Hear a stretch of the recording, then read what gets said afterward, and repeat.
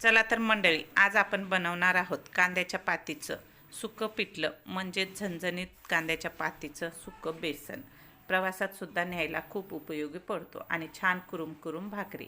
कढई गॅसवर ठेवलेली आहे, त्यामध्ये तेल टाकलेलं आहे. तेल गरम झालं की जिरे घातलेले आहेत, 4-5 लसूण पाकळ्या बारीक चिरून घातलेल्या आहेत, थोडीशी कोथिंबीर घातलेली आहे, एक कांदा घातलेला आहे, हिरव्या मिरचीचा ठेचा घातलेला आहे, हिरवी मिरची, लसण आणि शेंगदाणे वाटून ठेचा टाकलेला आहे, कच्च्या मिरच्याचा ठेचा घेतलेला आहे. छान परतून घ्यायचा आहे.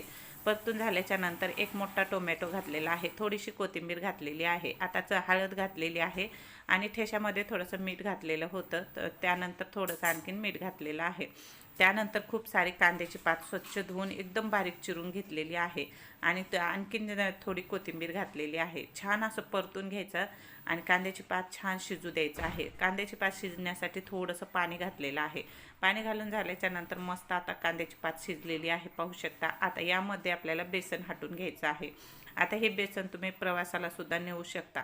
गरमागरम भाकरीसोबत एकदम भारी लागतं. नक्की एकदा करून बघा. झणझणीत बेसन आपलं तयार झालेलं आहे. थोडं थोडं पीठ करून घालायचं आहे, खूप जास्त पीठ पण घालायचं नाही, म्हणजेच बेसन घालायचं नाही. आता छान बाउंडिंग घेण्यासाठी त्यावरून थोडंसं तेल टाकलेलं आहे. एकदा अशा पद्धतीने करून बघा, न खाणारे सुद्धा आवडीने खातील. सगळं फिनिश होऊन जातं, इतकं भारी बेसन लागतं. नक्की एकदा करून बघा. चला तर मग आपलं बेसन 5 ते 5 मिनटं झाकून ठेवून वाफवून घ्यायचं आहे, जेणेकरून पोटसुद्धा खराब झालं नाही पाहिजे, कारण बेसन पीठ आहे. चला, कुरुम कुरुम भाकरी टाकलेल्या आहेत, त्यावर मस्त असं सुकं मोकळं सुटसुटीत बेसन घेतलेलं आहे. कसा वाटला आजचा व्हिडिओ, कशी वाटली रेसिपी, नक्की कमेंट करून सांगा. नवीन असाल तर सबस्क्राईब करा, लाईक करा, शेअर करा. चला तर भेटूया पुन्हा.